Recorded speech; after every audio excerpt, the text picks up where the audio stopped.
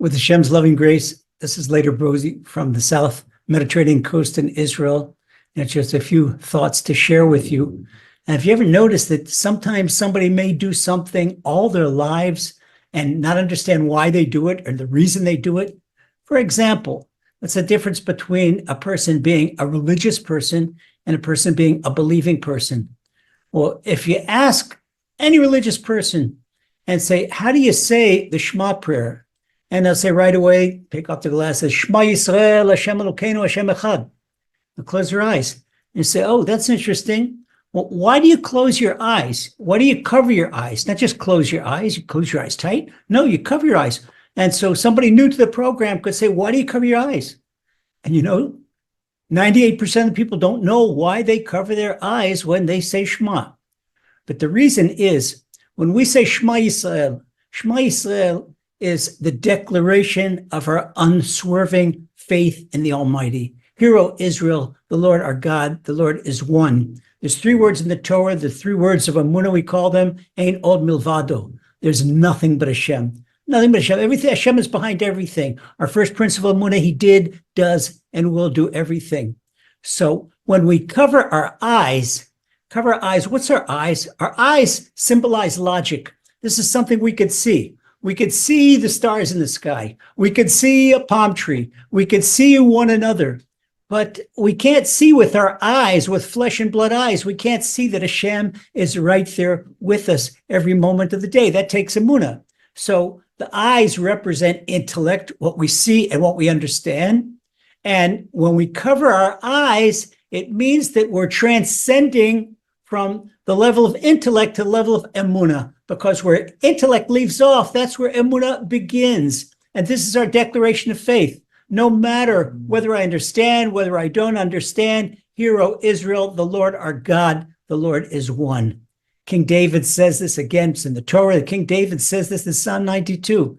King David says, he compares Emunah to the night, and he compares intellect to what we could see, to the day. In the day, we could see everything. Everything is bright. We see everything in the day. And King David says in Psalm 92, Lehagid baboker chazdecha, to talk about your loving kindness in the day. Oh, certainly we know when a person gets a pay raise or a person has a victory or a major success, of course you can understand, oh, this is great, this is from Hashem. But how do we process a war? How do we process an injury? How do we process a difficulty in life? That's emunah b'leilot. When leilot is at night and emunah comes at nighttime, when we can't see so well, we don't understand what's happening to us. So King David compares intellect to the day, but we don't have 24 hours light all day long. It comes night. But at the night, when there's no longer daylight, no longer intellect, and the night, in order to see, we have to need emunah. And actually, a night sight is much higher than day sight. So the emunah is on a much higher spiritual level. Not only spiritual level, the Holy Arizal says that emunah is on a higher intellectual level than intellect. Because even if a person has the greatest formidable income, IQ 140, 145, it doesn't has to mean that that person understands anything about Hashem. No divine wisdom, because divine wisdom is way beyond that. So what happens, says the Arizal, when a person shuts off intellect, says, I don't understand a thing, he closes his eyes, and then Hashem takes them to a higher level of divine wisdom. That's an insight that Emunah gives a person that takes him way back, way beyond intellect. And so that's why we cover our eyes when we say Kriya Shema, to symbolize that we put our complete trust in Hashem, that we put logic aside, and no matter what, whether things look good or look the opposite, we trust Hashem. So when you hold on with Emunah, you'll see certainly that everything's good. You know when King David said that? He said that in Psalm 92. And Psalm 92 is a song of thanks to Hashem. Tov lahodot Hashem.